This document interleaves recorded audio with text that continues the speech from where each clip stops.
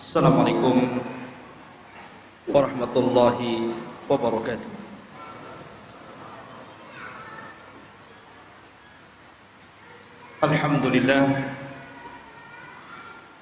Alhamdulillahilladzi hadana li hadza wa ma kunna linahtadiya laula an hadanallah. Asyhadu an la ilaha illallah wahdahu rabbi la syarika lah wa asyhadu anna Muhammadan abduhu wa rasuluhu alladzi la nabiyya ba'dahu. Qala Allah azza wa jalla ya ayyuhalladzina amanu taqullaha haqqa tuqatih wa la tamutunna illa wa antum muslimun. Wa qala sallallahu alaihi wa alihi wa sallam idza marartum birriyadil jannati farta'u. Qila ya Rasulullah wa ma riyadul jannah? Qala hilaqudz dzikri. Ma'asyiral muslimin wal muslimat rahimani wa rahimakumullah. Alhamdulillah, pada malam hari ini Allah Subhanahu wa taala masih meringankan langkah kita untuk hadir di majelis ilmu, tepatnya di Masjid Jabal Arafah. Tak henti-hentinya kita berdoa kepada Allah Subhanahu wa taala, semoga Allah Subhanahu wa taala menjaga kepada yang telah membangunnya, dan tentunya juga antum yang senantiasa ikut serta dalam memakmurkannya. Salawat dan salam tak lupa saya haturkan kepada baginda alam Nabi yang mulia alaihi salatu wassalam. Allahumma salli ala Muhammad wa ala alihi wa sahbihi wa man sar ala nahjihi ila yaumiddin. Tema pada malam hari ini adalah tema yang sangat menarik untuk kita kaji, tentang bagaimana kepemimpinan para khulafaur rasyidin. Mudah-mudahan waktunya cukup. Ma'asyiral muslimin yang dimuliakan Allah Subhanahu wa taala, Nabi sallallahu alaihi wasallam di dalam hadisnya telah menjadikan para khulafaur rasyidin sebagai perwakilan dari para sahabat Nabi sallallahu alaihi wasallam. Kata Nabi sallallahu alaihi wasallam, "Alaikum bisunnati wa sunnati khulafa'ir rasyidin al-mahdiyyin 'addu 'alaiha bin nawajid." Wajib kalian berpegang dengan sunnah dan sunnahnya para khulafa'ur rasyidin. Kalau disebut khulafa'ur rasyidin, tentu yang dimaksud di sini adalah Abu Bakar, Umar, Utsman dan Ali radhiyallahu anhu. Bahkan secara khusus Nabi sallallahu alaihi wasallam menyebut dua orang terbaik setelahnya. Kata Nabi sallallahu alaihi wasallam, "Iqtadu billadaini min ba'di, Abu Bakrin wa Umar." Ikutilah dua orang sepeninggalku, kata Rasul. Kemudian Nabi SAW mengatakan Abu Bakar dan juga Umar. Dari dua riwayat ini cukuplah bahwa para khulafaur rasyidin memiliki kedudukan tinggi dalam Islam. Ma'asyiral muslimin yang dimuliakan Allah Subhanahu wa taala, ketika Nabi sallallahu alaihi wasallam Allah takdirkan meninggal dunia tepat pada hari Senin pada bulan Rabiul Awal pada tahun 11 Hijriah. Nabi sallallahu alaihi wasallam wafat. Dan di hari wafat Nabi sallallahu alaihi wasallam adalah hari yang sangat menyedihkan bagi kaum muslimin. Bagaimana tidak orang yang sangat dicintai kita semua telah meninggalkan kita. Jangan lagi cerita Nabi. Terkadang anak-anak kita yang kita cintai kemudian meninggalkan kita, sedihnya itu lama. Terkadang istri kita yang kita cintai, orang tua yang kita cintai kemudian meninggalkan kita. Tentu kita akan merasakan kesedihan yang luar biasa. Apalagi yang meninggal itu adalah sayyidul awwalina wal akhirin, Nabi yang mulia alaihi salatu wassalam. Tentu kesedihannya bertambah. Itu yang dirasakan para sahabat ketika itu. Bahkan Umar bin Khattab radhiyallahu an, karena tidak yakin Nabi SAW meninggal dunia, dia sempat mengancam orang-orang yang mengatakan Nabi SAW telah wafat, dan mengatakan sesungguhnya Rasul kita Muhammad SAW tidak wafat. Dia sedang pergi 40 hari dan akan kembali untuk mematahkan tangan dan kaki orang-orang munafik. Maka siapapun yang mengatakan bahwa dia telah wafat, kupenggal lehernya. Bukan hanya Umar, bahkan Ali tidak bisa bergerak badannya, merasa lemas. Dan itu juga yang dirasakan hampir seluruh para sahabat Nabi SAW, kecuali Abu Bakar. Allah berikan keteguhan dalam hatinya. Maka di saat manusia sedang kebingungan, tiba-tiba Abu Bakar Siddiq radhiyallahu an, Allah berikan kemantapan dalam berpikir bahwa hal ini sebuah kenyataan yang harus dihadapi. Maka dia langsung naik ke atas mimbar, dan inilah khutbah pertama kali Abu Bakar. Padahal Abu Bakar itu orang yang mudah menangis. Kalau dia membaca Al-Quran, hampir tidak terdengar bacaannya, tangisannya yang terdengar. Kalau dia sholat dan mengimami manusia, hampir tidak terdengar kecuali tangisannya. Tapi dalam tempo tertentu, Abu Bakar orang yang sangat tegas, sehingga Abu Bakar naik ke atas mimbar, kemudian berceramah. Setelah memuji Allah Subhanahu wa taala, bersolawat kepada Nabi SAW, maka Abu Bakar mengatakan, ayyuhanna, wahai manusia, man kana minkum ya'budu Muhammadan fa inna Muhammadan qad mat. Siapa di antara kalian yang masih menyembah Muhammad, ketahuilah Muhammad telah wafat. Wa man kana minkum ya'budullaha fa innallaha hayyun la yamut. Tapi siapa di antara kalian yang tetap menyembah Allah, ketahuilah Allah zat yang maha hidup dan tidak pernah mati. Kemudian Abu Bakar membacakan ayat, wa ma Muhammadun illa rasulun qad khalat min qablihi ar-rusul afa immata aw qutilan qalabtum ala aqabikum wa man yanqalib ala aqibaihi fala yadurrallaha syai'a wa sayazillahu syakirin. Tidaklah Muhammad itu melainkan sama dengan rasul-rasul sebelumnya. Apakah kalau seandainya dia mati atau dibunuh, lantas kalian akan murtad kembali ke belakang kalian? Sesungguhnya orang yang murtad kembali ke belakang kalian tidak akan memadaratkan Allah sedikit pun, karena Allah hanya membalas hamba-hambanya yang bersyukur kepada Allah. Nabi SAW wafat hari Senin, ikhwan, tapi baru dikebumikan hari Rabu. 3 hari jasad Rasul dibiarkan.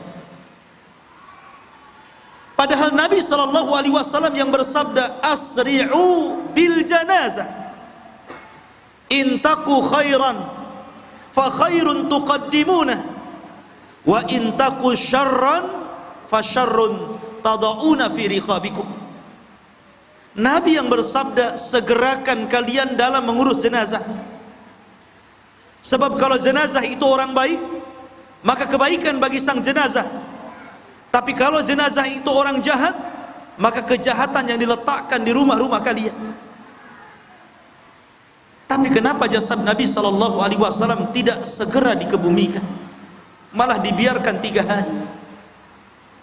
Tapi antum harus bedakan jasad Rasul dengan jasad manusia biasa. Karena Allah telah memerintahkan bumi untuk tidak memakan jasadnya para nabi. Jadi jasadnya Nabi tetap seperti itu. Kenapa kemudian jasad Rasul tidak segera dikebumikan? Karena ketika itu ada hal yang lebih penting dari hanya sekedar menguburkan jasad Nabi SAW. Karena ketika itu para sahabat masih tidak percaya. Yang kedua, ada keretakan di tengah-tengah para sahabat, di mana mereka meminta agar jasad Rasul dibawa ke Mekah, dan orang-orang muhajirin beralasan karena itulah tempat kelahirannya. Tapi orang-orang Ansor menolak. Jasad Nabi tetap dikuburkan di Madinah, karena Madinah adalah tempat hijrahnya. Belum lagi kemudian perkara yang lainnya. Ketika saat Nabi SAW wafat, kemudian orang-orang muhajirin dan Ansar sedang sedih, tiba-tiba sekelompok para pembesar Ansar yang dipimpin oleh Sa'd bin Ubadah berkumpul di sebuah tempat namanya Sakifah milik Bani Sa'idah, atau dikenal dengan Sakifah Bani Sa'idah. Di sini mereka berkumpul untuk apa? Memikirkan tentang siapa yang layak menjadi khalifah sepeninggal Rasul. Wajar orang-orang Madinah, orang-orang Ansar memikirkan itu, karena tanah Madinah adalah tanah kelahirannya. Tanah Madinah adalah tempat mereka sedari kecil sampai mereka wafat, sehingga mereka mengkhawatirkan Madinah. Sementara orang-orang muhajirin hanyalah pendatang.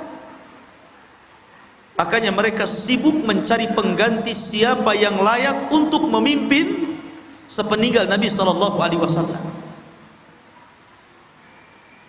Orang-orang Ansor itu terbagi dengan 2 kabilah. Kabilah yang pertama namanya Khazraj, dipimpin oleh Sa'd bin Ubadah. Kabilah yang kedua namanya Aus, dipimpin oleh Sa'd bin Mu'ad. 2 Sa'ad. Mereka saling berebut kekuasaan. Di antara mereka mengatakan, lana amir walakum amir. Kami memiliki pemimpin, kalian juga sama. Ketika mereka kemudian sibuk mencari siapa pengganti Rasul, rupanya ada seorang sahabat Rasul yang hadir di situ langsung keluar. Kemudian melaporkan perkara itu kepada Abu Bakar Siddiq radhiyallahu anhu. Padahal ketika itu Abu Bakar sedang menenangkan manusia karena kesedihan mereka ditinggal yang tercinta Nabi SAW. Mendengar bahwa orang-orang Ansar sedang sibuk memilih siapa khalifah sepeninggal Rasul, maka Abu Bakar Siddiq radhiyallahu an bergegas datang, membawa Umar ibn al-Khattab, membawa Abu Ubaidah ibnul Jarrah ke Sakifah Bani Sa'idah, tempat berkumpul orang-orang Ansar. Setelah kemudian 3 orang ini datang, mendengarkan apa yang dikeluhkan orang-orang Ansar, tiba-tiba berdiri seorang Ansar dan dia mengatakan di hadapan orang-orang muhajirin, nahnu ansarullah wa antum ayyuhal muhajirin rahtun laqad ji'tumuna qalilan summa turiduna an tahkumunana lana amirun walakum amir. Mereka mengatakan, kami orang-orang Ansor adalah para penolong Allah, sementara kalian orang Muhajirin hanyalah pendatang. Dulu kalian datang tidak banyak, hanya sedikit segerintil orang. Tiba-tiba kemudian kalian ingin menjadi raja bagi kami, menjadi pemimpin bagi kami. Tidak, kami memiliki pemimpin sendiri, sebagaimana kalian juga punya pemimpin sendiri. Kemudian mulailah mereka menuntut agar pemimpin diangkat dari Ansar, dan mereka menjagokan Sa'd bin Ubadah radhiyallahu anhu. Abu Bakar Siddiq radhiyallahu anhu adalah orang yang cerdas. Ketika itu Umar bin Khattab sudah menyiapkan bahan untuk bicara. Hampir saja dia bangkit, kemudian membantah perkataan orang-orang Ansar. Tapi Abu Bakar memegang tangan Umar dan mengatakan, uskut ya Umar, diam wahai Umar, tenang, tenang. Ini bukan saatnya kau bicara. Maka Abu Bakar berdiri. Kemudian Abu Bakar memuji-muji orang Ansar, mengangkat-ngangkat derajat orang Ansar, menyebut-nyebut kebaikan mereka, bagaimana Rasul memuji mereka, hanya untuk meredamkan ketika itu. Maka di antara ceramah Abu Bakar Siddiq radhiyallahu an mengingatkan tentang kebaikan Ansar, Abu Bakar mengatakan, aku tahu Nabi SAW bersabda kepada kalian, "Lau salakan nasu wadiyan wa salakal ansar wadiyan la salaktu wadiya lil ansar." Kata Nabi SAW, kalau seandainya manusia berjalan di sebuah lembah, kemudian orang-orang Ansar berjalan di lembah yang lainnya, tentu aku, kata Rasul, akan mengikuti jejak lembahnya orang-orang Ansar, karena aku sangat mencintai mereka. Aku tahu ini pujian Nabi SAW kepada kalian. Kemudian Abu Bakar terus mengingatkan kebaikan yang pernah disabdakan Rasul kepada orang Ansar, sampai akhirnya Abu Bakar menunjuk seorang laki-laki yang sedang duduk, kemudian diselimuti seolah-olah dia sedang sakit. Kata Abu Bakar, man hadha, siapa ini? Karena tidak jelas ketika itu wajah. Maka orang-orang mengatakan, huwa Sa'd bin Ubadah, dia pemimpin kami, Sa'ad bin Ubadah. Kemudian Abu Bakar mengatakan, kenapa dia? Dia mengatakan, dia sakit wahai Abu Bakar, tapi karena pentingnya perkara ini dia hadir di tempat kita. Maka Nabi SAW mengatakan, ya Sa'ad, laqad alimtum anna an-nabiy sallallahu alaihi wasallam qala lil ansar anta qa'iduna wa quraisyun wulatu hadil amri.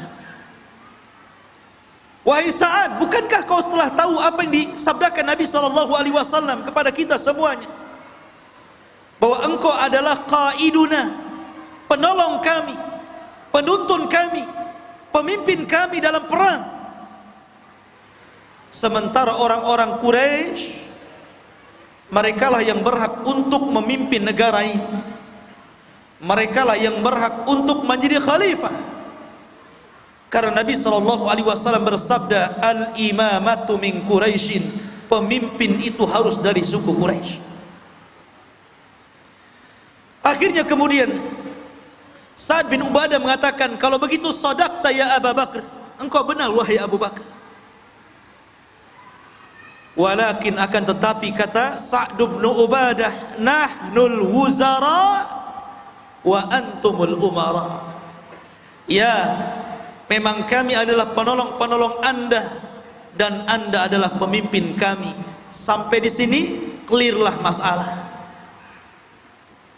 Orang-orang Ansar tidak lagi kemudian menjagokan Sa'd bin Ubadah, karena hujah yang kuat yang disampaikan Abu Bakar Siddiq radhiyallahu anhu. Dari sini kemudian Abu Bakar Siddiq radhiyallahu anhu menutup khutbahnya, memperkuat bahwa pemimpin itu dari Quraisy. Kata Abu Bakar Siddiq radhiyallahu an, bukankah kalian sudah tahu annallaha sammakum fil Qur'an bil muflihin wa sammana bis sadiqin?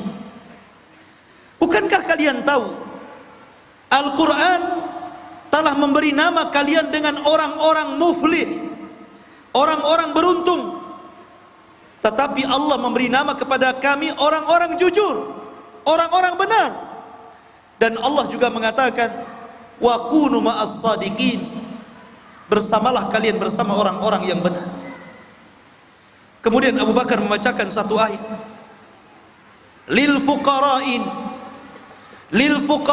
muhajirin alladhina ukhriju min diyarihim wa amwalihim yabtaghuna fadlan minallahi wa ridwana wa yansuruna allaha wa rasulahu ulaika humu as-sadiqun. Orang-orang fakir dari kalangan muhajirin yang mereka diusir dari kampung halaman mereka, yang mereka tinggalkan harta-harta mereka karena mencari karunia Allah dan keridhaannya. Mereka berusaha menolong Allah dan Rasulnya. Maka Allah katakan kepada orang-orang muhajirin, mereka itulah humus sadiqun, orang-orang yang jujur, orang-orang yang benar. Allah sebut orang-orang muhajirin dengan kata-kata as-sadiqun. Kemudian Allah katakan, walladzina tabawwa'u dara wal imana min qablihim yuhibbuna man hajara ilaihim wala yajiduna fi sudurihim hajatan mimma utu wa yu'thiruna ala anfusihim walau kana bihim khasasah wa man yuqa shuhha nafsihi fa ulaika humul muflihun. Tapi lihat ketika Allah memberi gelar kepada orang-orang Ansar dan orang-orang yang mereka telah menetap di Madinah, dan mereka telah beriman kepada Allah dan Rasulnya. Sebelum itu mereka sangat mencintai orang-orang yang hijrah menuju mereka, dan tidak ditanamkan pada hati-hati mereka sesuatu timbal balas budi kepada orang-orang muhajirin. Dan mereka lebih mendahulukan saudaranya dibandingkan mereka sendiri. Maka barang siapa yang terpelihara dari kekikiran, Allah katakan faulaika humul muflihun, maka mereka orang-orang yang beruntung. Lihat, kata Abu Bakar, kami orang-orang muhajirin Allah sebut as-sadiqun, dan kalian orang-orang Ansar Allah sebut al-muflihun. Tapi lihat kata Allah, ya ayyuhalladzina amanu taqullaha wa kunu ma'as sadiqin. Wahai orang-orang yang beriman, bertakwalah kepada Allah dan ikutilah orang-orang sadiqin. Maksudnya orang-orang yang jujur, orang-orang yang benar. Merekalah orang-orang muhajirin. Ini kehebatan Abu Bakar. Dia kalau bicara selalu mendatangkan dalil, bukan hawa nafsu. Dari sinilah kemudian orang-orang Ansar baru tenang dan tidak ambisi lagi. Lah ketika itu Abu Bakar berdiri di samping kiri kanannya Umar ibn al-Khattab dan juga Abu Ubaidah. Tiba-tiba Abu Bakar memegang tangan Umar, memegang tangan Abu Ubaidah. Kemudian dia mengatakan, laqad raditu bi ahadi rajulaini, aku sudah ridha dengan dua orang ini. Silahkan pilih di antara keduanya mana yang pantas menjadi khalifah menggantikan Nabi sallallahu alaihi wasallam. Subhanallah. Lihat, Abu Bakar tidak mencalonkan diri. Dia lari dari jabatan, tapi dia meminta Umar untuk menjadi khalifah, meminta Abu Ubaidah untuk jadi khalifah. Tapi Umar ibn al-Khattab juga sama. Dia langsung bangkit dan bersumpah di hadapan Allah, wallahi demi Allah, la in uqaddam fayudrab unuqi, kalau seandainya aku dijadikan pemimpin kemudian aku digorok lehernya, itu lebih baik dibandingkan aku menjadi pemimpin yang rakyat di dalamnya ada Abu Bakar Siddiq radhiyallahu anhu. Saling melempar, ikhwan. Jadi orang dulu seperti itu, kamu saja yang jadi pemimpin, saya jangan. Orang sekarang dibalik, saya saja yang jadi pemimpin, kamu jangan. Ma'asyiral muslimin yang dimuliakan Allah Azza wa Jalla. Dan itulah pemimpin yang sejati. Kata Nabi SAW, kalau ada orang yang minta jabatan, jangan kau berikan jabatan, tapi berikanlah jabatan itu kepada orang yang tidak meminta jabatan. Tapi di zaman sekarang hampir punah pemimpin-pemimpin yang seperti ini. Ma'asyiral muslimin yang dimuliakan Allah Subhanahu wa ta'ala.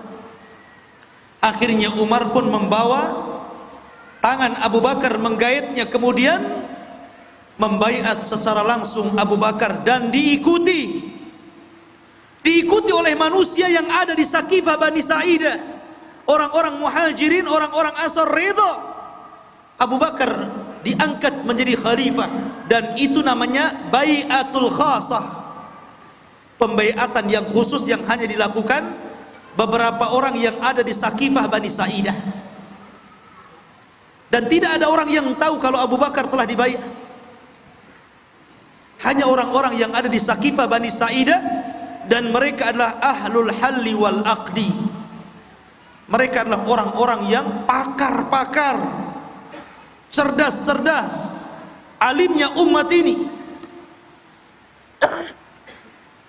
Ma'asyiral muslimin yang dimuliakan Allah Azza wa Jalla. Maka setelah sepakat, akhirnya kemudian Abu Bakar pun dibaiat menjadi khalifah sepeninggal Rasul. Ya, Abu Bakar pantas menyandang gelar ini karena dia adalah orang yang paling dicintai Rasul. Amr bin As bertanya kepada Nabi sallallahu alaihi wasallam, "Ya Rasulullah, siapa manusia yang paling Anda cintai?" Kata Nabi sallallahu alaihi wasallam, "Aisyah." Kemudian Amr bin As, "Dan dari kalangan laki-laki siapa?" Maka Nabi mengatakan, "Abuha," bapaknya, maksudnya Abu Bakar Siddiq radhiyallahu anhu. Abu Bakar orang yang dicintai Nabi sallallahu alaihi wasallam. Bahkan Abu Bakarlah yang menjadi teman Nabi sallallahu alaihi wasallam ketika hijrah. Bahkan Abu Bakarlah yang menjadi imam salat ketika Nabi sallallahu alaihi wasallam sedang salat, padahal di belakangnya adalah pakar-pakar Al-Qur'an.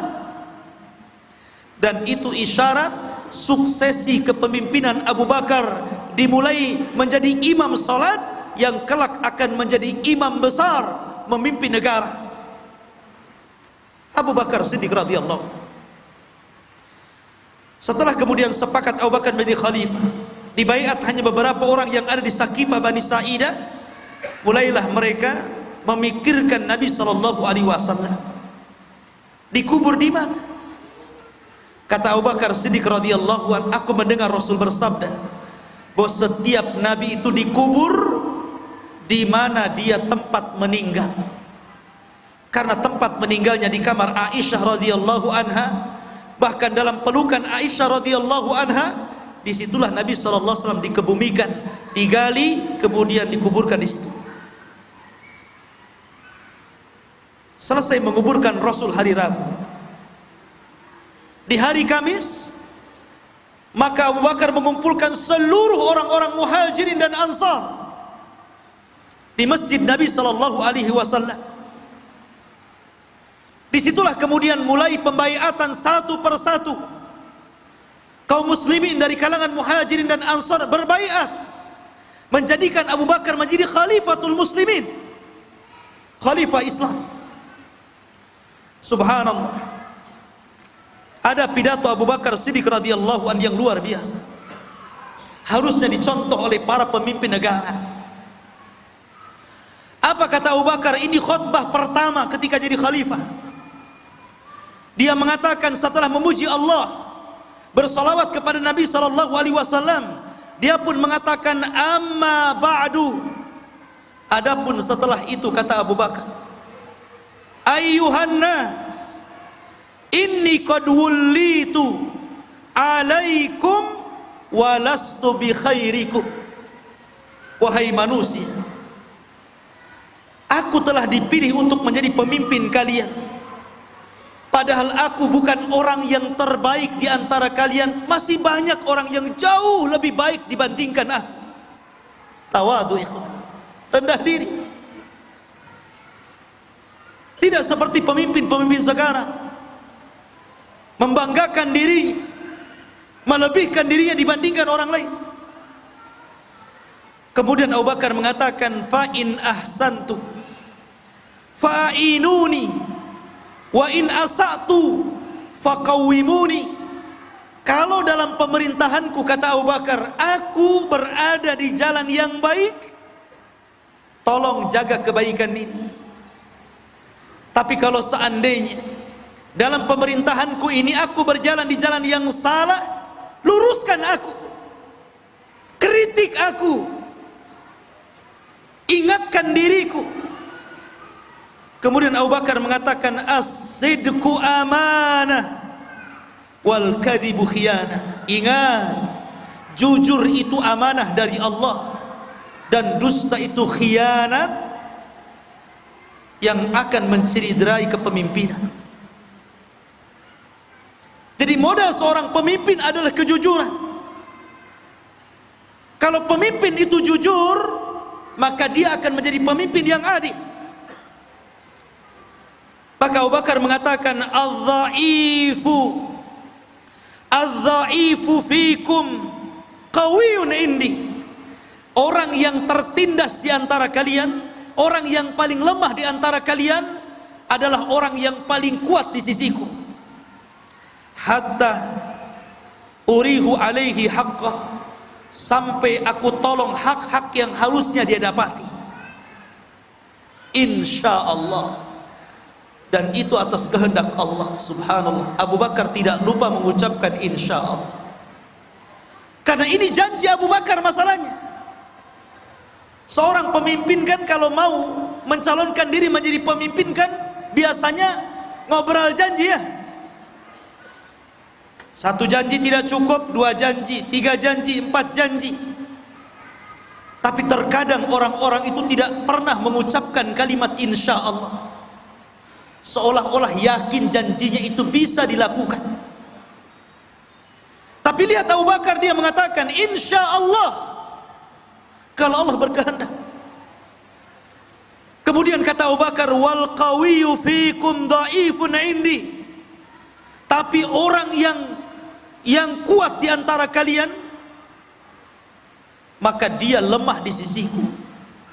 Hatta akhudha haqqahu minhu insyaallah, sampai aku ambil hak dia atas kehendak Allah Subhanahu wa ta'ala. Kemudian Abu Bakar menasihati dua perkara. Kata Abu Bakar, la yada'a qaumun al-jihada fi sabilillah illa darabahumullahu bidhul wa la tashi'al fahishata fi qaumin qad illa ammahumullahu bil bala. Ingatlah, siapapun yang sudah mulai meninggalkan jihad di jalan Allah Subhanahu wa ta'ala, kecuali Allah akan berikan kelemahan kepada dia. Dan tidaklah sebuah kemaksiatan menyebar di tengah-tengah kalian kecuali kalian telah menghalalkan azab Allah menimpa kalian. Ati'uni ma ata'tullah wa rasulah, taati aku selama aku mentaati Allah dan Rasulnya. Fa in asautullah wa rasulah fala ta'ata li alaikum. Tapi kalau aku bermaksiat kepada Allah dan Rasulnya, jangan sekali-kali kau taati diriku. Luar biasa ikhwan, khutbahnya padat, singkat, jelas, penuh dengan makna. Tidak seperti pemimpin sekarang panjang khutbahnya, ngalor ngidul apa. Terkadang nggak paham maunya apa dia.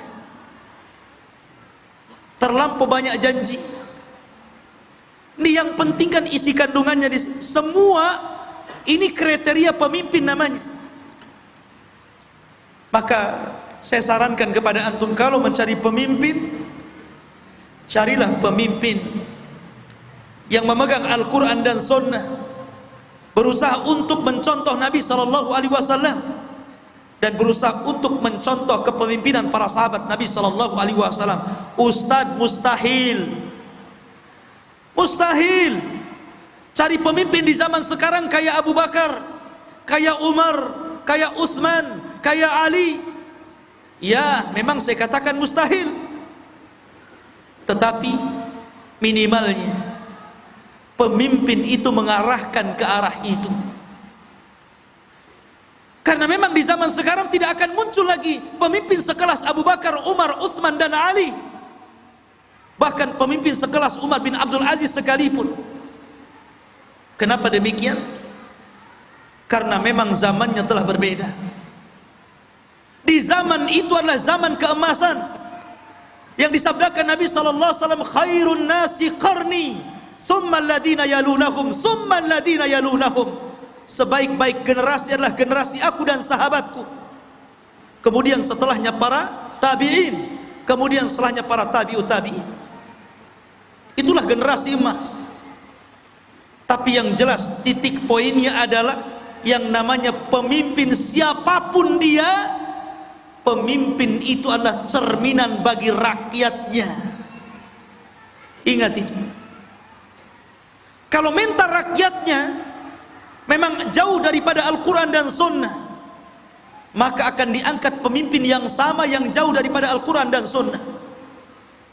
Tapi kalau rakyatnya dekat dengan Allah, berusaha untuk mencontoh Rasulullah, maka boleh jadi Allah Subhanahu wa ta'ala akan mengangkat pemimpin-pemimpin yang sama seperti rakyatnya. Karena Allah yang mengatakan, kadzalika nuwalli ba'dadz zalimina ba'dan. Begitulah kami angkat pemimpin-pemimpin yang zalim untuk rakyat yang zalim. Kalau rakyatnya zalim, maka pemimpinnya juga zalim. Kalau rakyatnya baik, maka pemimpinnya pasti baik. Karena tidak mungkin rakyat yang ahli sholat mengangkat pemimpin yang tidak sholat. Tidak mungkin rakyat yang benci maksiat memilih pemimpin ahli maksiat.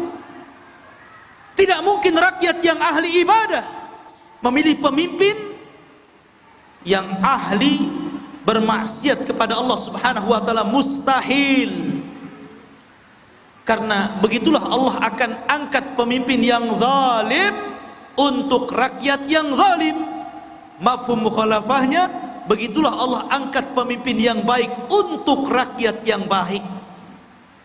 Karena Allah yang mengatakan, innallaha la yughayyiru ma biqaumin hatta yughayyiru ma bi anfusihim. Allah tidak merubah sebuah kaum, sebuah negara, sebuah daerah sampai daerah negara tersebut mau merubah diri mereka masing-masing, baik pemimpin ataupun rakyatnya. Ma'asyiral muslimin yang dimuliakan Allah Azza wa Jalla, contoh kepemimpinan Abu Bakar Siddiq radhiyallahu anhu. Di zaman Abu Bakar Siddiq radhiyallahu anhu, suatu ketika Umar bin Khattab pernah mengadukan hak asuh anak kepada Abu Bakar. Ketika Umar menceraikan salah satu istrinya, seorang wanita Ansar, ibunda daripada Asim bin Umar radhiyallahu anhu. Ketika itu Umar mengambil hak asuh anak tersebut. Dia datang kepada Abu Bakar sebagai qadhi, sebagai pemimpin dan qadhi. Dia mengatakan, wahai amiral, wahai khalifah.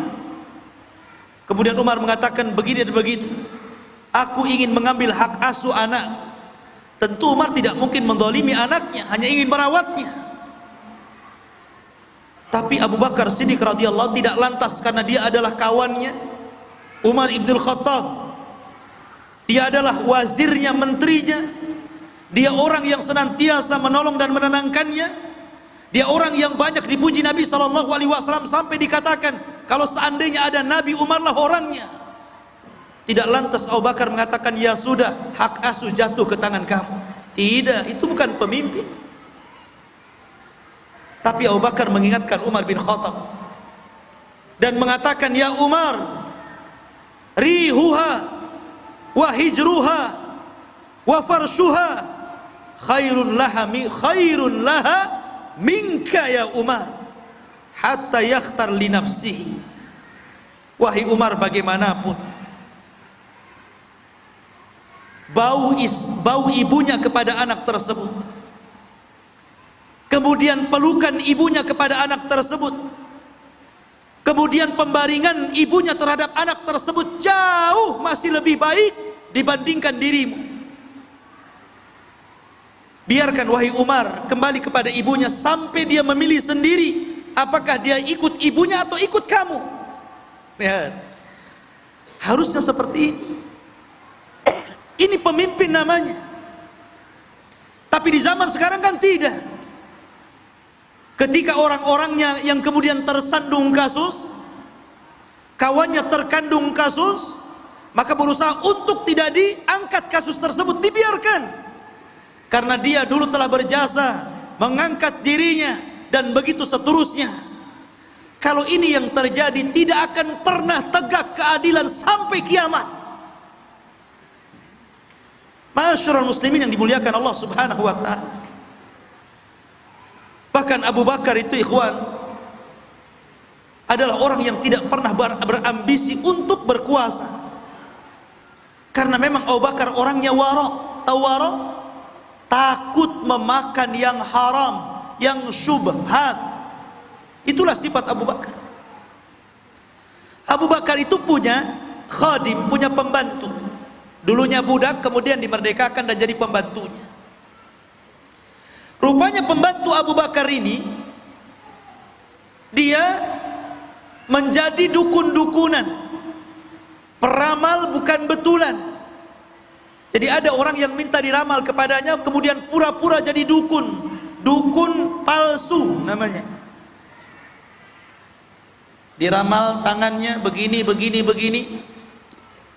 Istidraj ikhwan, setan mempermainkan. Rupanya ramalannya benar. Benar ramalannya, padahal dia jadi dukun-dukunan. Di negeri kita kan banyak tuh dukun-dukun. Ada dukun asli, ada dukun aspal. Ya. Akhirnya sebagai upahnya diberikan beberapa dirham. Kemudian uangnya diberikan kurma. Setelah diberikan kurma, dibawa pulang sama dia. Rupanya kemudian sebagiannya diberikan kepada Abu Bakar Siddiq radhiyallahu an. Abu Bakar tanpa bertanya, kau ini dapat dari mana kurmanya, hasil gimana ini? Langsung makan saja. Sudah masuk ke perut, Abu Bakar kemudian bertanya, kamu dapat kurma dari mana? Maka dia mengatakan, inni atakahan ya Abu Bakar. Wahai Abu Bakar, aku pura-pura jadi dukun. Terus begini, begini, begini, dapat upah saya. Aku berikan kurma. Abu Bakar langsung dia masukkan jarinya ke dalam mulutnya sampai dalam, supaya dimuntahkan kembali, sehingga orang-orang di sekitarnya, ya Abu Bakar, engkau akan mati dengan melakukan seperti itu.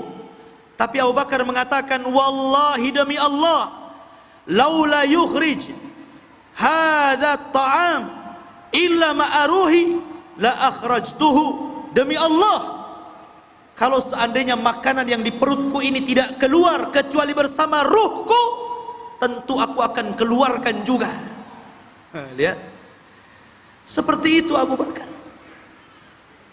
Coba kalau pemimpin mentalnya kayak Abu Bakar, takut makan yang diharamkan Allah, nggak ada cerita korupsi itu. Tutup kantor KPK. Ma'asyiral muslimin yang dimuliakan Allah Azza wa Jalla. Tapi rupanya mental para pemimpin kita ini masih jauh dengan mental Abu Bakar. Belum wara, jauh dari takwa. Makanya wajar hampir setiap hari para pemimpin kita ini ditangkap satu-satu, terindikasi ini dan itu. Ma'asyiral muslimin yang dimuliakan, itulah bagaimana kepemimpinan Khalifah Ar-Rashidah Abu Bakar Siddiq radhiyallahu anhu. Saya tidak akan berpanjang-panjang karena masih ada 3 orang. Kemudian yang kedua, Umar ibn al-Khattab. Keislamannya membuat kemenangan bagi kaum muslimin. Keislamannya membuat para sahabat mereka bisa sholat terang-terangan di hadapan Ka'bah. Dan keislamannya memperkuat Islam dan kaum muslimin. Ketika Abu Bakar Siddiq radhiyallahu an meninggal dunia disebabkan sakit, ada yang mengatakan karena dia mandi tengah malam di musim dingin untuk melakukan qiyamul lail. Kemudian dengan sebab itu Abu Bakar kemudian merasa sakit dan dengan sakit menyebab kematian. Sebelum Abu Bakar wafat, dia memanggil Utsman bin Affan radhiyallahu an untuk menuliskan wasiat. Maka kemudian Abu Bakar Siddiq radhiyallahu an memanggil Utsman dan mengatakan, "Ya Utsman, sesungguhnya telah dekat ajalku. Maka aku sudah memilih seseorang yang pantas dan layak menggantikan posisiku. Tulislah dalam surat wasiatmu, sepeninggalku Umarlah orang yang berhak menjadi khalifah. Sampaikan ini setelah wafat." Tidak ada orang yang tahu bahwa Umar akan diangkat menjadi khalifah. Bahkan Umar sendiri tidak tahu. Yang tahu hanya Abu Bakar dan Utsman saja. Sehingga ketika Abu Bakar kemudian menghembuskan nyawanya yang terakhir, kemudian dikuburkan di samping Nabi sallallahu alaihi wasallam, maka Utsman pun membacakan wasiat itu. Ketika orang-orang mendengar bahwa Umar radhiyallahu an adalah menjadi khalifah kedua setelah Abu Bakar Siddiq radhiyallahu an, tanpa dikomando semua lantas berbaiat kepada Umar ibn al-Khattab, baik orang-orang muhajirin ataupun orang-orang ansar, dan dialah orang yang pertama mendapatkan gelar Amirul Mukminin, Umar ibn al-Khattab.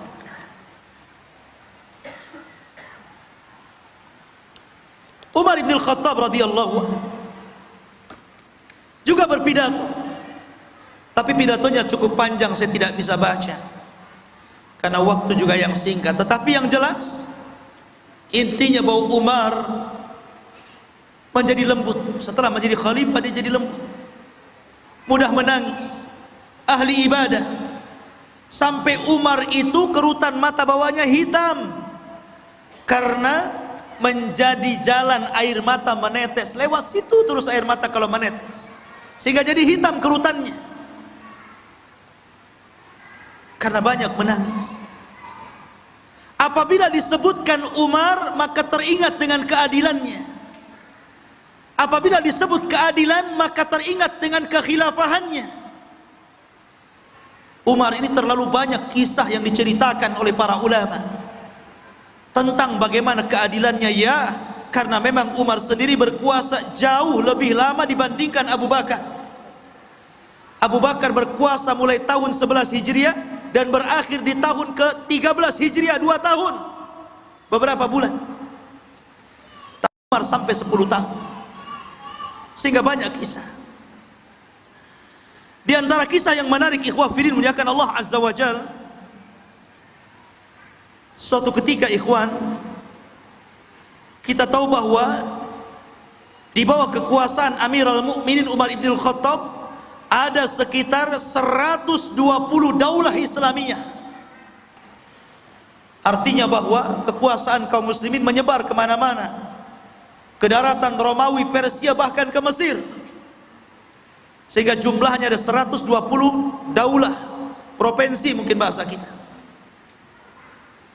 Lah tentu di zaman Umar itu kayak di zaman kita juga lah, kalau cari kerja mungkin banyak orang yang datang ke ibu kota, dari kampung-kampung datang ke ibu kota. Lah di zaman Umar juga demikian. Banyak orang-orang yang mengadu nasib dari daerah-daerah itu ke ibu kota. Akhirnya sebagian mereka terpaksa membuat tenda-tenda darurat demi mencari sesuap nasi di ibu kota. Lah Umar ini setiap malam membawa gandum, membawa minyak zaitun, membawa kurma dan makanan, dibagi-bagikan kepada orang-orang yang mencari kerja itu, tanpa diketahui bahwa dirinya adalah Amirul Mukminin Umar ibn Khattab radhiyallahu anhu. Kalau sekarang pemimpin belusukan pasti bawa wartawan. Kalau Umar tidak bawa wartawan, karena zaman itu juga belum ada wartawan. Jadi Umar ibn Khattab radhiyallahu anhu keluar suatu malam dan ditemani oleh Abdurrahman bin Auf radhiyallahu anhu. Di tengah malam tiba-tiba dia melihat ada satu tenda. Di situ ada seorang perempuan dengan perapiannya sedang memasak makanan. Sementara anak-anaknya sedang menangis menunggu kapan makanan itu selesai dibuat ibundanya. Umar dari kejauhan terus memperhatikan sampai akhirnya anak-anaknya tertidur kecapean menunggu. Didekatilah oleh Umar wanita tadi. Kemudian ditanya oleh Amirul Mukminin Umar ibn Khattab, "Ma tasna'ina ya ummah?" Apa yang sedang kau lakukan wahai ibunda? Wahai ibu, apa yang sedang kau lakukan? Maka wanita itu mengatakan, "Asna'u asya'a sibyan." Aku sedang memasak untuk makan malam anak-anak. Kemudian Umar mengatakan, "Wa madza fil qidri ya ummah?" Lalu masak apa kamu dalam periuk itu? Maka wanita itu mengatakan, "Al-ma'u wal hasa." Aku memasak kerikil. Rupanya yang dimasak batu. Macam mana bisa masak? Batu yang dimasak. Karena tidak ada makanan yang harus dimasak. Dia sengaja menipu anak-anaknya supaya anak-anaknya tertidur. Amirul Mukminin kemudian mengatakan, "Walimah, kenapa kau lakukan itu?" Maka wanita ini mengatakan, "Li'anna Amirul Mukminin lam yursil lana syai'an." Ya, kami lakukan seperti ini karena Amirul Mukminin Umar ibn Khattab belum memberikan sesuatu sedikit pun kepada kami. Kemudian Umar mengatakan, kata Umar ibn Khattab radhiyallahu, dia tidak tahu di hadapannya Umar. Kata Umar ibn Khattab, bukankah Amirul Mukminin tidak tahu? Dia tidak tahu. Wa ma yudri Amirul Mukminin. Amirul Mukminin enggak tahu. Kalau tahu enggak mungkin kamu masak seperti ini. Lihat jawaban wanita ini. Wanita ini mengatakan, "Idza kanat la ya'rifu syai'an an halina, falimadza yaliyani minna? Falimadza yaliya amrana?" Kalau memang Amirul Mukminin tidak tahu kondisi kami, lalu buat apa dia jadi penguasa kami? Harusnya dia tahu. Kalau memang dia pemimpin kami, harusnya dia tahu kondisi rakyatnya. Itu maksudnya. Kenapa dia tidak tahu? Kemana saja dia sekarang? Akhirnya kemudian mendengar itu, Umar ibn Khattab radhiyallahu langsung melelehkan air mata, takut kepada Allah, gemetar. Kemudian dia minta izin untuk pergi. Setelah pergi, dia menuju Baitul Mal. Ditemani oleh khadimnya, oleh pembantunya namanya Aslam. Setelah di Baitul Mal, Umar pun menyediakan gandum, minyak zaitun, kurma dan beberapa makanan diletakkan satu karung. Kata Umar kepada Aslam, "Ya Aslam, ihmil alayya," letakkan di pundak. Kata Aslam, "La, tidak wahai Amirul Mukminin. Bahkan sayang angkat barang itu." Kata Umar, ihmil alayya, letakkan saja sampai 3 kali. Tapi pembantunya Aslam tetap menolak, tetap ini saya harus bawa. Karena dia menghormati Amirul Mukminin. Sampai akhirnya mengatakan, awatahmil anni auzari yaumal qiyamah. Apakah kau mau menanggung dosaku pada hari kiamat? Letakkan itu di punggungku. Mantap ya. Coba kayak gini pemimpin. Masyarul muslimin yang dimuliakan Allah Azza wa Jalla, di bawahnya gandum itu. Kemudian setelah sampai di tempat wanita tadi, Umar bin Khattab langsung dia yang membuka makanan gandumnya.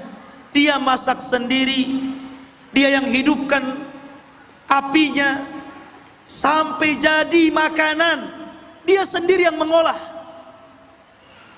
Baru setelah itu dia bangunkan anak-anak itu dan suruh makan.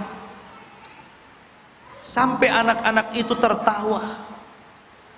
Kata Abdurrahman bin Auf mengatakan, ya Amirul Mukminin, al-bardu syadid, hayya bina. Wahai Amirul Mukminin, ini cuaca semakin dingin tengah malam, ayo kita pulang. Maka Umar mengatakan, la, tidak, sampai ra'aitu sibyan yadhakun kama ra'aitumuhum yabkun. Tidak wahai Abdurrahman, aku ingin melihat mereka tertawa senang sebagaimana tadi aku melihat mereka menangis. Biarkan aku di sini. Ada pemimpin kayak gini zaman sekarang? Luar biasa ya. Masyaallah muslimin yang dimuliakan Allah Subhanahu wa taala. Itulah cuplikan Umar bin Khattab radhiyallahu an, dan sebenarnya kisah Umar ini paling banyak kalau kita mau bedah bagaimana keadilan beliau dalam memimpin umat itu. Luar biasa. Setelah Umar bin Khattab berkuasa hampir 10 tahun lebih sedikit. Setelah Umar bin Khattab kemudian menguasai beberapa daerah Islam sampai ke daratan Persia, Romawi, bahkan ke Mesir. Akhirnya Umar pun Allah takdirkan meninggal dengan cara ditusuk oleh seorang Persia namanya Abu Lu'lu' al-Majusi.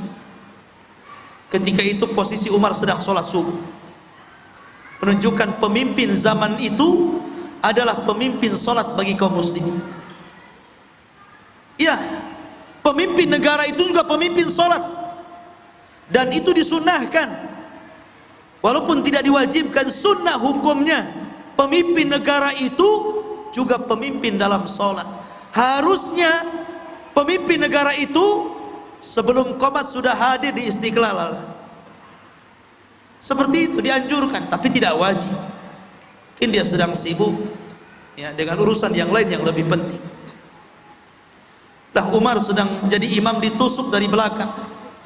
Disangkanya anjing yang menggigit, rupanya Abu Lu'lu' yang menusuknya. Sampai akhirnya Umar pun pingsan dan dibawa ke rumahnya.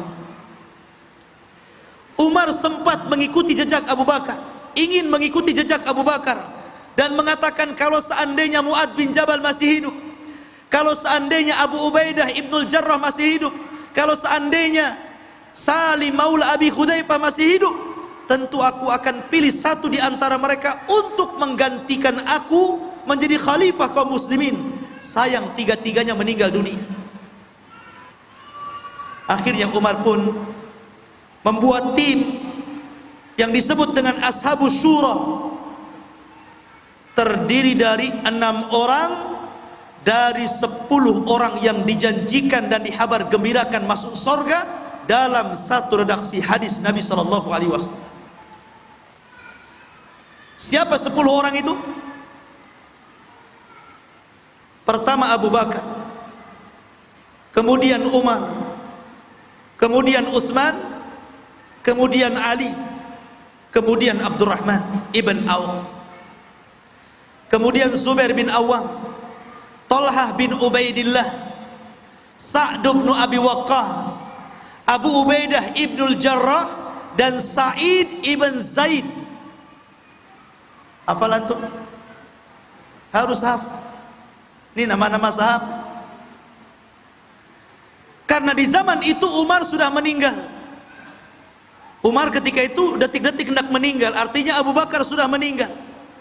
Abu Ubaidah sudah meninggal mendahului Umar, dan Umar akan meninggal. Sehingga sisanya berapa? 7. Ali, Utsman, Abdurrahman, Talha, Zubair, Sa'ad, dan Zaid. Tapi Umar tidak hendak memasukkan Sa'id bin Zaid, karena Sa'id bin Zaid itu suami daripada adiknya, masih ada kerabat dengan Umar. Umar tidak mau memasukkan dalam pemilihan khalifah, nanti disangka nepotisme ya, makanya dikeluarkan. Sehingga sisanya tinggal 6: Ali, Utsman, Abdurrahman, Sa'ad bin Abi Waqqas, Zubair bin Awam, dan Talha bin Ubaidillah. Kata Umar bin Khattab, kuserahkan urusan kaum muslimin kepada kalian berenam. Terserah siapa di antara kalian berenam menjadi penggantiku, karena Nabi SAW sebelum wafat telah ridho kepada kalian. Akhirnya 6 orang ini bermusyawarah. Ashabus syura wa amruhum syura bainahum. Dari situlah kemudian mundur 3 orang dan menjadi pendukung saja. Dari situlah kemudian kandidat tinggal 3 orang. Abdurrahman bin Auf didukung oleh Sa'ad bin Abi Waqqas, kemudian Ali bin Abi Thalib didukung oleh Zubair bin Awam, dan Utsman didukung oleh Talha bin Ubaidillah. Kandidatnya tinggal 3. Setelah kemudian tinggal 3 orang lagi, Abdurrahman mundur. Tetapi Abdurrahman memberikan syarat, gak apa-apa saya mundur, kalian berdua saja yang menjadi khalifah, terserah di antara kalian berdua, tetapi biarkan, izinkan aku yang memilihnya. Engkau wahai Ali, ataukah engkau wahai Utsman bin Affan? Sepakat? Sepakat. Berarti keputusan di tangan Abdurrahman bin Auf. Maka Abdurrahman bin Auf meminta 3 hari untuk memberikan keputusan, karena ini perkara besar, tidak main tunjuk, tidak main coblos. Ini perkara besar. Memilih pemimpin itu perkara besar. Kalau seandainya Anda memilih pemimpin yang jahat, tentu akan membuat peraturan yang akan merugikan kaum muslimin. Hati-hati dalam memilih pemimpin. Makanya istikharah 3 hari. Abdurrahman bin Auf itu berpikir panjang, tidak bisa tidur. Dia mendatangi para pakar, para ulama di zamannya, para fuqaha, ahli Quran, dan semua orang ditanya tentang pendapatnya. Sampai ketika di hari ketiga sudah selesai, detik-detik pemilihan, Abdurrahman datang, mendatangi 2 orang, disaksikan dengan sahabat-sahabat yang dijanjikan masuk surga. Maka Abdurrahman mengatakan, wallahi demi Allah, ma taraktu baitan min buyutil ansari wal muhajirin fama ra'aitu ahadan ya'dil bi Utsmani ahada kulluhum yuriduna Utsman. Demi Allah, kata Abdurrahman bin Auf, aku sudah masuk ke rumah-rumah muhajirin dan ansar, bahkan tidak ada satu rumah pun yang tertinggal. Aku tanya pendapat mereka, tapi aku tidak pernah melihat seorang dari mereka pun kecuali mereka suka dengan Utsman dibandingkan Ali. Dari situlah maka Abdurrahman bin Auf langsung memegang tangan Utsman dan membaiatnya. Makanya dikatakan oleh Abu Ayyub As-Sikhtiyani, Al-Imam Daruqutni, Imam Ahmad bin Hanbal rahimahullahu ta'ala, man qaddama aliyan ala Utsman faqad tajarra'a bil muhajirin wal ansar. Siapa yang mendahulukan Ali dibandingkan Utsman, maka dia telah berani menentang keputusan muhajirin dan orang-orang ansar. Siapa mereka? Orang-orang Syiah Rafidah, Ma'asyiral muslimin yang dimuliakan Allah Azza wa Jalla, dan ulama mengatakan tidak ada pembaiatan yang sangat sempurna yang dilakukan oleh seluruh rakyat kecuali dalam pembaiatan Utsman ketika menjadi khalifah secara ijma, kesepakatan para ulama. Kalau Abu Bakar tidak. Abu Bakar itu tidak serentak berbaiat karena ada orang yang belakangan berbaiat seperti Ali. Ali tidak langsung berbaiat ketika Abu Bakar dibaiat. Setelah 6 bulan baru Ali berbaiat kepada Abu Bakar. Kenapa? Karena Abu Bakar, Ali tidak pernah keluar dari rumahnya sepeninggal Rasul, kecuali hanya untuk sholat ke masjid, balik lagi ke rumah, sholat ke masjid, balik lagi ke rumah. 6 bulan tidak keluar rumah karena Fatimah istri beliau sakit, sehingga dia harus merawat Fatimah. Akhirnya Allah takdirkan 6 bulan sepeninggal Rasul, Fatimah pun menyusul, dan dialah yang pertama dari keluarga Nabi yang menyusul Nabi SAW wafat. Baru setelah itu Ali keluar, Abbas keluar, dan keduanya berbaiat kepada Abu Bakar. Tapi di zaman Utsman tidak serentak, tidak ada satupun yang luput dari Muhajirin dan Ansar. Tammatil bai'atu, baiat secara sempurna kecuali kepada Utsman bin Affan, dan ini berdasarkan ijma, kesepakatan para ulama. Bahkan tidak ada kehidupan yang paling makmur dari pemerintahan Abu Bakar, Umar, Utsman dan Ali ketika menjabat menjadi Khalifatul Rasyidin kecuali di zaman Utsman. Kaum muslimin makmur, kaum muslimin berlimpah dengan kekayaan, kaum muslimin berlimpah dengan kesuburan, sampai-sampai penyeru menyeru ke daerah-daerah miskin, khudu haqqahum, ambil hak kalian, fi baitil amwal, di rumah-rumah pembendaharaan kaum muslimin. Sehingga tidak ada orang miskin di zaman itu. Jadi kehidupan yang paling indah saat kekuasaan Khulafaur Rasyidin di zaman Utsman. Itulah yang diisyaratkan Nabi SAW bahwa kekuasaan Khalifah Rasyidin itu salasuna sanatan, selama 30 tahun, dan yang paling baik di zaman Utsman. Luar biasa. Ma'asyiral muslimin, makanya Hasan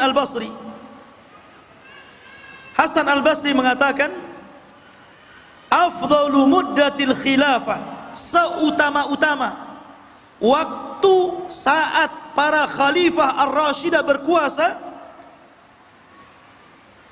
adalah di zaman Utsman bin Affan radhiyallahu anhu. Di zaman Utsman. Ma'asyiral muslimin yang dimuliakan Allah Azza wa Jalla. Tapi sayang, Utsman setelah berkuasa lebih lama, 12 tahun, di antara Khulafaur Rasyidin yang paling lama Utsman, 12 tahun berkuasa. Tapi kematiannya sudah diisyaratkan Rasul.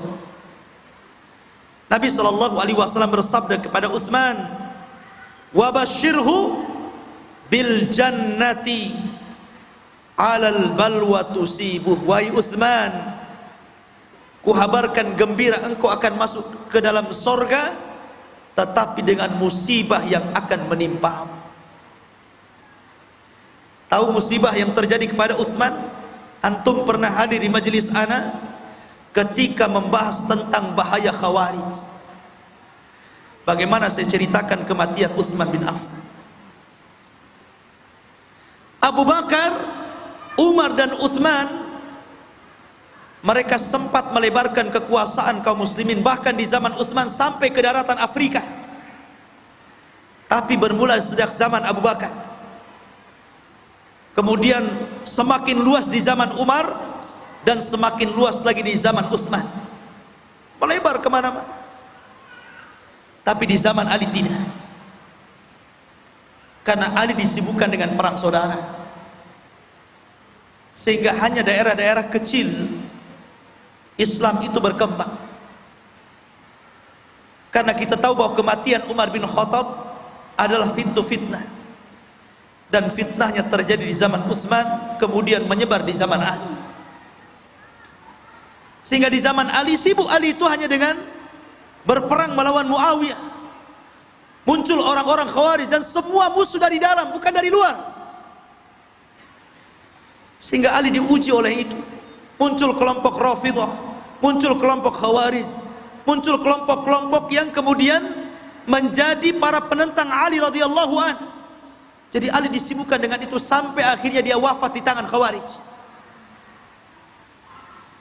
Kemudian kekuasaan jatuh kepada Hasan bin Ali. Hanya 6 bulan. Dia melihat gelagat bahwa akan terjadi perang besar antara kubu bapaknya dengan Muawiyah. Hasan tidak mau. Akhirnya dia pasrah meletakkan jabatannya, diberikan kepada Muawiyah. Maka dari berhentinya Hasan bin Ali menjadi khalifah, ditutupnya 30 tahun kekhilafahan nubuwah. Karena setelah 30 tahun diakhiri dengan Hasan bin Ali 6 bulan, tidak ada lagi khilafah nubuwah.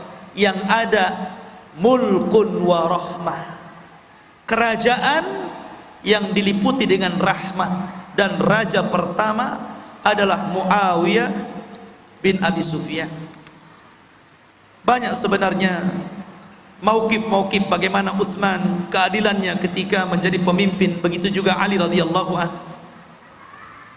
Tetapi karena waktu, yang ingin saya nasihatkan ikhwan, sebentar lagi kita dihadapkan dengan pesta perpolitikan di negeri kita. Akan memilih pemimpin untuk negeri kita. Ada nasihat yang dinasihatkan para ulama kepada kita. Secara sistem, memang demokrasi tidak dikenal dalam Islam. Islam hanya mengenal berkumpulnya ahlul halli wal aqdi, seperti Khalifah Abu Bakar Siddiq. Kemudian dengan cara wasiat seperti Khalifah Umar bin Khattab, atau dengan cara berkumpulnya ahlu syura, orang-orang pakar seperti Utsman bin Affan. Islam tidak mengenal proses demokrasi. Karena demokrasi itu menyamakan suara orang fasik dengan mukmin, suara ulama dengan orang fajir, suara pemabuk dengan orang ahli sholat. Karena siapapun bisa memilih dan siapapun bisa dipilih. Anda orang jahat, yang penting banyak suaranya, jadi pemimpin. Anda orang baik, kalau tidak punya suara nggak mungkin jadi pemimpin. Karena demokrasi menyamakan suara, mau ulama, mau orang awam, mau profesor, mau nggak yang sekolah, tetap saja satu suaranya, tidak dibedakan. Tetapi terkadang kita dihadapkan ikhwan dengan perkara lain, perkara di mana kita harus memilih. Ini di depan kita ada 2 calon, yang satu rusak, yang satu rusak sekali. Saya tidak katakan yang satu baik sekali, karena itu sudah zamannya sudah nggak ada. Rasul yang mengatakan seperti itu. Khilafah nubuwah itu 30 tahun. Setelah itu ada mulkun wa rahmah, ada kerajaan yang penuh dengan rahmat. Berlalunya mulkun wa rahmah, datang mulkun jabbarun, pemimpin-pemimpin zalim. Rasul yang mengisahkan seperti itu. Sehingga sulit kiranya di zaman sekarang mencari pemimpin-pemimpin minimalnya mulkun wa rahmah itu, karena sudah lewat zamannya. Sehingga mungkin di hadapan kita yang satu buruk, yang satu buruk sekali, yang satu jelek, yang satu jelek sekali, itu saja. Tapi lihat pengaruh pemimpin ini ke dalam agama kita, ke dalam keyakinan kita. Kalau dengan menangnya si anu kemudian agama kita rusak, dan menangnya si anu agama kita terpelihara, mau tidak mau maka kita harus memilih di sini. Karena mengambil 2 kerusakan, sebagaimana kaidah para ulama, irtikab akhaffi dararaini, mengambil 2 kerusakan, mana yang paling rendah kita ambil. Tapi kalaupun ikhwan fidin yang dimuliakan Allah Azza wa Jalla, seseorang tidak memilih, itu hak dia. Tapi bagaimana kalau seandainya dengan Anda tidak menyumbangkan suara, tiba-tiba kemudian terpilih pemimpin-pemimpin yang merusak agama? Tentu kebijakannya pun akan terkena orang yang memilih dan yang tidak memilih. Oleh karena itulah ikhwatu fiddin, bijak-bijaklah kita. Jangan asal pilih. Kalau memang Anda berpegang kepada sebagian para ulama yang membolehkan taswid, memberikan suara, seperti Lajnah Daimah, ataupun Syekh bin Baz, Syekh Utsaimin, atau Syekh Muhsin Al-Badr, atau murid-muridnya Syekh Albani, Syekh Ali Hasan dan yang lainnya, yang membolehkan taswid, memberikan suara, maka gunakan pilihan ini dengan cara yang baik. Bermunajat kepada Allah, meminta kepada Allah, mudah-mudahan Allah memberikan pemimpin yang adil kepada kita, tanpa harus menghujat, tanpa harus menyebar hoax. Tidak boleh ikhwan, karena di zaman sekarang ini zaman hoax, di mana berita ini yang kecil jadi besar, yang tidak terang jadi terang, yang di sana tahu di sini. Memang paling enak masa handphone ketika jadul, dibandingkan sekarang handphone sudah otomatis ya, sudah canggih.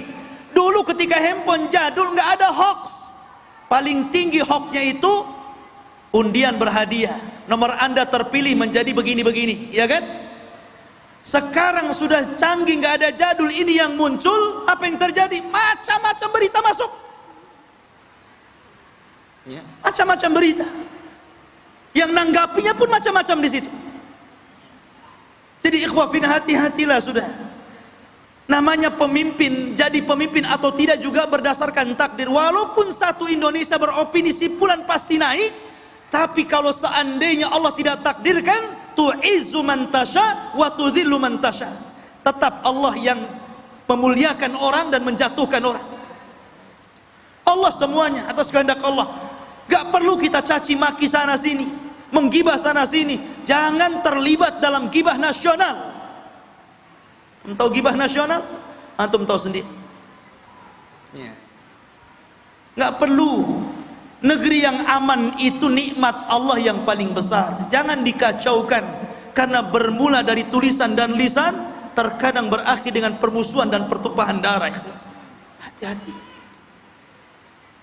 Kita hanya berdoa, siapapun menjadi pemimpin kita ini adalah pemimpin yang adil, minimalnya tidak merusak keyakinan agama kita.